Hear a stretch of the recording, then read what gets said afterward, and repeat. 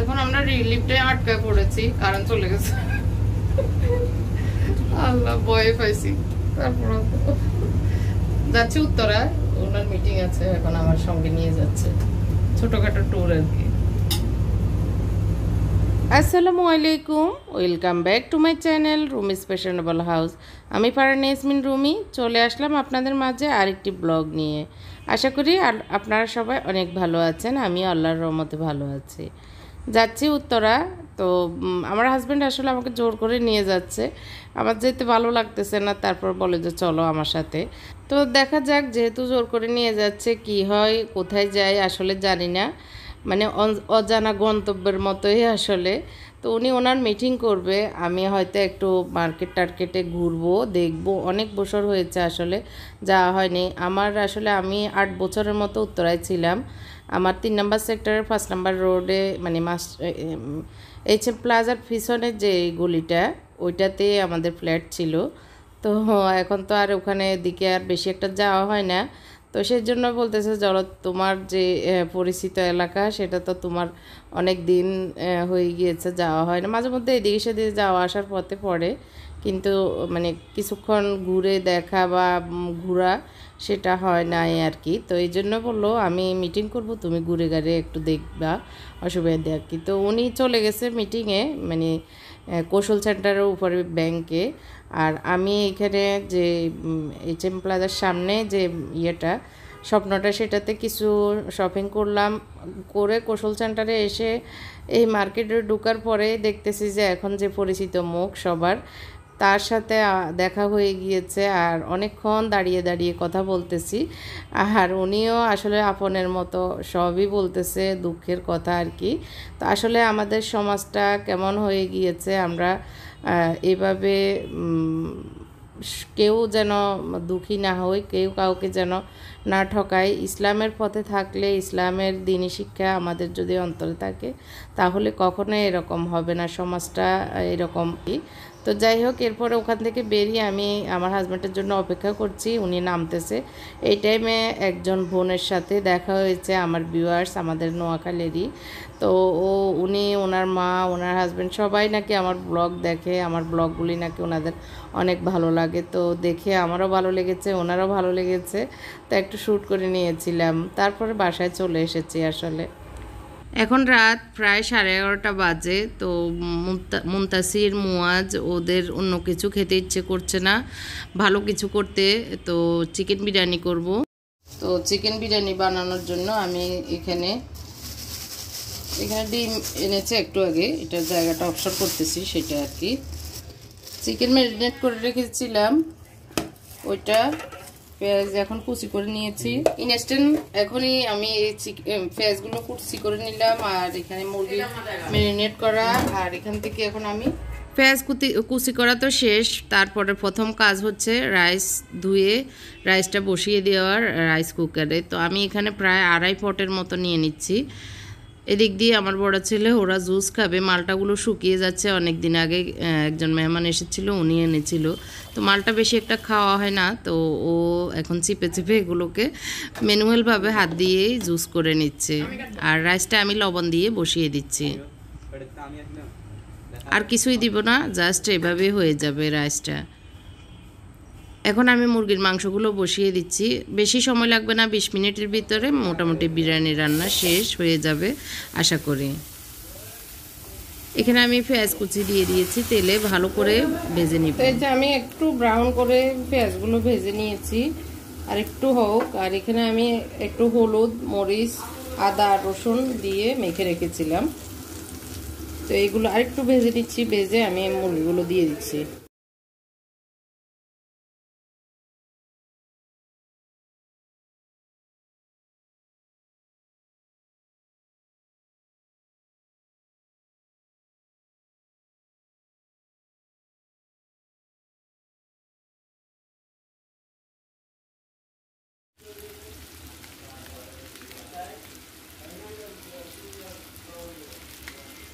এখানে আমি দিয়ে দিয়েছি একটু বিরিয়ানি মশলা।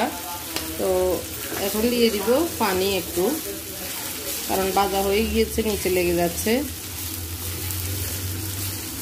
আর বিরিয়ানি বলতে আসলে গোটা করে যে বিরিয়ানি রান্না সেটা না, নর্মালি বাসার জিনিস। এখন খেতে মন চেয়েছে মুয়াজের, মুনতাসিরের, ওরা এখন অন্য কিছু খাবে না। আমি আজকে দুপুরে যেহেতু উত্তরায় গিয়েছি, আসলে তাড়াহুড়ো করে ভাত ডাল রান্না করে চলে গিয়েছিলাম।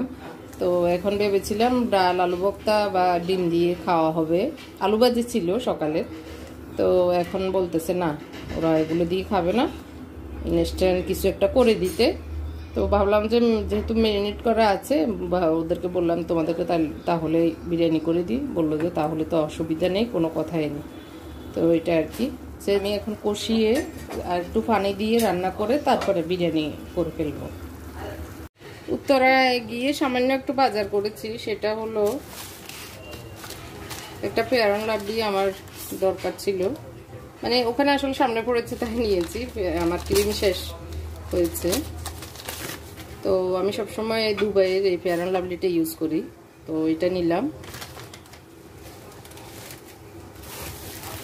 একটা গ্লাভস, হ্যান্ড গ্লাভস নিয়েছি, এটা হচ্ছে 80 টাকা, মেবি 85। আর হচ্ছে চারটা এনেছি। তারপরে হচ্ছে একটা, এটা খুব সুন্দর লেগেছে, তাই এটা একটা গিফট পেপার, 30 টাকা। তো এটা আমি একটু ডিআইওয়াই করবো, সেই কারণে এটা নিয়েছি। আমি দুইটা নিয়েছি, একটু ইয়ে করে দিয়েছি।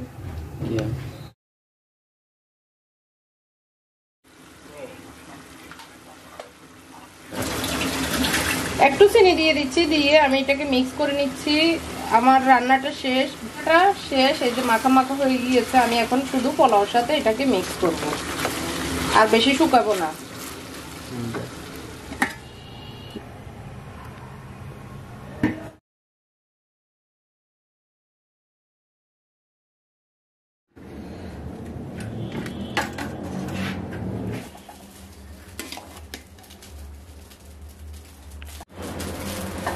জাস্ট আমি পোলাওকে শুধু লবণ দিয়ে এভাবে রান্না করে নিয়েছি, আর কিছুই দিইনি। এখন আমি মাংসগুলো দিয়ে দিচ্ছি। তো আমি ধাপে ধাপে রাইস এবং মুরগির গোশতগুলো দিয়ে দিচ্ছি, দিয়ে এভাবে লাস্টে মিক্স করে নেব। প্রথমে দিয়ে দিচ্ছি আর কি। তো এটা আসলে গোটা করে একদম মেহমানদারের যে বিরিয়ানি সেটা না, নর্মালি আমরা ঘরোয়া পদ্ধতিতে যেভাবে রান্না করি সেভাবে রান্না করছি। কেউ হয়তো মাইন্ড করতে পারেন আপু এরকম কি রান্না করতেছেন। এটা আসলে ঘরোয়া, রাতের এতক্ষণে যাই আছে তাই দিয়ে রান্না করা, যেরকম হয় সেরকমই আর কি নর্মালি হচ্ছে। তো সেই কারণে আমি একটু টেস্টিং সল্ট দিয়ে দিচ্ছি, কারণ কেমন হয় না কেমন হয়, জন্য খুবই কম, এই যে একটুখানি এক চিমটির চেয়েও কম একটু টেস্টিং সল্ট দিয়ে দিয়েছি, একটু চিনি, একটু কাঁচামরিচ, ধনিয়া পাতা। দেশীয় পদ্ধতিতে বিরিয়ানি রান্না।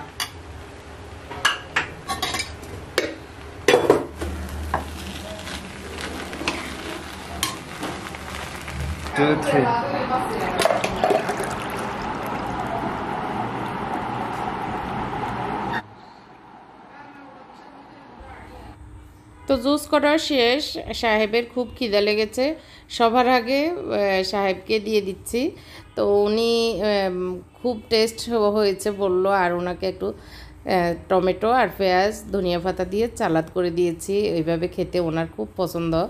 তো আর সবাইকেও বেড়ে দিচ্ছি। সবারও আসলে খিদা খুব লেগেছে। 12টা, 12:30 শুরু করে 11:30টায় শুরু করেছি রান্না, এখন 12টা বেজে গিয়েছে। এখন রাতের খাবার অনেক লেট হয়ে গিয়েছে। আসলে আমরা ওই দিক থেকে আসতে আসতে টাইমও লেগেছে, আর এসে আসলে একটু রেস্ট নিয়েছি। আর মানে কেমনে যে রাত হয়ে গিয়েছে অনেক বোঝাই যায়নি। তো যাই হোক, বেশি সময় লাগেনি, ওরা তো ঝটফট এসে গেছে, টেবিলে খাবে, সবারই খিদে লেগেছে। আর খেতে বসে খেয়ে সবাই খুব তারিফ করলো, বললো যে অনেক টেস্ট হয়েছে আর ঝটপট রান্না। এটা তো ওদের মানে জানাই আছে এরকম হয়। তো যাই হোক, খুব মজা করে খাচ্ছে, আর আমারও ভালো লেগেছে। আর আমি আসলে এসে দুপুরে খাইনি, এসে একটু ডাল ভাত খেয়েছিলাম। তো সেই কারণে আমি আর খাচ্ছি না, ওদেরকেই দিচ্ছি। তো আশা করি রাতের খাবারের প্রিপারেশনটা আপনাদের ভালো লেগেছে। এরপরে তো আর কি, রাত তো এভাবে গেল। সকালে উঠে টুকিটাকি কাজ করে রান্নাঘরে চলে এসেছি। রান্না একটু সবজি করছি পরের দিনের জন্য আর কি। এখন যেহেতু সকালবেলা, সকালে রান্নাটা শুরু করে দিয়েছি, নাস্তা করব, বানাবো আর কি। আগে সবজি কুটে নিয়েছিলাম, সবজিটা একটু বসিয়ে দিচ্ছি। এখানে মূলা রান্না করব, মূলার সাথে একটু বেগুন দিব, জাস্ট একটু মিক্স সবজি বাড়ি থেকে আনা। তো দিলরুবা সুলতানা আপু আমাকে রিকোয়েস্ট করেছেন গত 2 দিন আগে, মেবি আমি একটু কমেন্টটা পড়েছিলাম। রিকোয়েস্ট করেছেন, আপু আপনার বেশি দিন আর সময় নেই, মানে 1 লাখ সাবস্ক্রাইবার হয়ে যাওয়ার, তো যেন প্রতিদিন ভিডিও দিই। আর ওনারা অপেক্ষা করেন প্রতিদিন আমার ভিডিও দেখার জন্য। তো সেজন্য রিকোয়েস্ট করেছেন এবং পরামর্শ দিয়েছেন প্রতিদিন যেন আমি ভিডিও দিই। তাহলে একদিকে হচ্ছে আমার 1 লাখ পূর্ণ হবে, অন্যদিকে হচ্ছে আপনারাও নিয়মিত দেখতে পারবেন। সেই কারণে তো দিলরুবা সুলতানা বোনকে অনেক অনেক শুক্রিয়া এরকম সুন্দর করে কমেন্ট করে পরামর্শ দেওয়ার জন্য। তো আসলে আমারও খুব ইচ্ছে করে প্রতিদিন দেওয়ার, প্রতিদিন আপনাদের সাথে এই যে একটা কমিউনিকেশন হয় সেটা দেখা, আপনাদের কমেন্ট পড়া, কিন্তু আসলে যে সময় আমি আর পারি না, সেদিনই আর দেওয়া হয় না। যেহেতু বিজনেস করি, বিজনেসের কাজে অনেক বেশি সময় দিতে হয়, তো সেই কারণে আর এই দিকটা আমাকে মিস করতে হয় আর কি। তো যাই হোক, আমি এখানে একটু মূলা, তারপর বেগুন আর একটু ডাটা, ছোট ছোট কচি ডাটা শাক দিয়ে রান্নাটা করে নিচ্ছি। আর এদিক দিয়ে রুটিগুলো সেঁকে নিচ্ছি। রুটি বানিয়ে রেখেছিলাম, তো এখন সেঁকে নিচ্ছি আর কি। তো ছেঁকে রেখে দেওয়ার পরে আমি একটু সবজি দিয়ে, আমরা দুজন হয়তো এই সবজি দিয়ে খাবো, আর ডিম। আর বেশি কিছু আজকে আসলে নেই। তো এগুলো রান্নাবান্না শেষে হয়তো আমি আবার বের হতে পারি, কারণ টুকিটাকি অনেকগুলো কাজ বিজনেসের আরেক জায়গায় সেট হওয়া আসলে অনেক বেশি কষ্টসাধ্য। তো সেগুলো করে নিচ্ছি।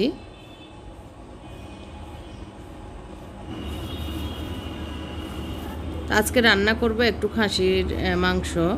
তো এই কারণে আমি মাংসগুলো ধুয়ে এখন তেল দিয়ে দিয়েছি আর পেঁয়াজ দিয়ে দিচ্ছি বেশি করে।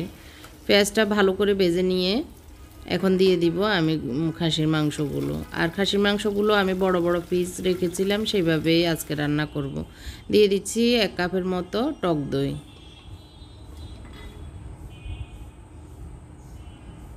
আর দিয়ে দিচ্ছি 2 টুকরো দারচিনি, একটা তেজপাতা দিয়ে ভালো করে একটু এগুলোকে কষিয়ে নিব, লবণ পরিমাণ মতো। তো এখানে আমি দিয়ে দিচ্ছি খাসির রেজালা মাংসের মশলা। তো বেশ পরিমাপে দিয়ে দিয়েছি, আর প্যাকেটেও ছিল না, সবগুলো দিয়ে দিয়েছি আর কি। তো ভালো করে মশলাগুলি আমি কষিয়ে নিচ্ছি। এখানে আমি আদা দিয়েছি 2 চামচ আর রসুন দিয়েছি 1 চামচ। তো রসুন এবং আদা দেওয়ার সময় আমি ক্যামেরা অন করেছি, বাট ভিডিও অন করা সেটা হয়নি, তো এই কারণে শ্যুটও হয়নি। তো যাই হোক, এখন ভালো করে কষিয়ে মশলাগুলো তেল ওঠা পর্যন্ত ভেজে কষিয়ে তারপরে এখন গোশতগুলো দিয়ে দিয়েছি। এখন আমি আবারও একটু কাঁচামরিচ আর পেঁয়াজ 2টা বড় বড় করে টুকরা করে কেটে দিয়েছি। ভালো করে নেড়ে ছেড়ে এগুলোকে মিক্স করে নিচ্ছি, নিয়ে একটুখানি কষিয়ে তারপরে আমি একটু পানি দিয়ে ঢাকনাটা আটকিয়ে দিব। এই যে মোটামুটি হয়ে গিয়েছে, ঢাকনাটা খুলে নিয়েছি। পানি দিয়ে আমি একটু ঝোল করে রান্না করছি, কারণ ওরা মানে ভাতের সাথে পোলাওর সাথে ঝোল ছাড়া আর কিছুই বোঝে না এসব মানে মাংস। তো এই জন্য ঝোল ঝোল করে রান্না করেছি। রান্না করে আসলে দুপুরের খাবার করে নিয়েছি। দুপুরের খাবার শেষ, এখন হচ্ছে রাতের সময়। ওরা এখন ভাত খাবে না বা পোলাওও খাবে না। তো ওদের জন্য ওরা বললাম যে তাহলে খোলা পিঠা বানাই দিই। তো ওরা বলল ঠিক আছে, মানে গোশত জল দিয়ে খাবে। তো খোলা পিঠা বানাতে গিয়ে আমার এই পুরনো খোলাটা এক জায়গা দিয়ে খুলে ভেঙে পড়ে গিয়েছে। তো এক সাইড দিয়ে কিছু বানাচ্ছি আর একটু ফ্রাই প্যানে বানিয়ে নিচ্ছি। তো এইভাবে রাতের খাবারটাও কমপ্লিট করে নিচ্ছি। তো আশা করি আজকের ব্লগটি আপনাদের ভালো লেগেছে। ভালো লাগলে একটুখানি ভালো লাগলেও হলেও লাইকটি দিয়ে দিবেন। সবাইকে আল্লাহ পাক যেন ভালো রাখে সেই দোয়া রেখে আমার আজকের ব্লগটি এখানে শেষ করছি। আল্লাহ হাফেজ, আসসালামু আলাইকুম।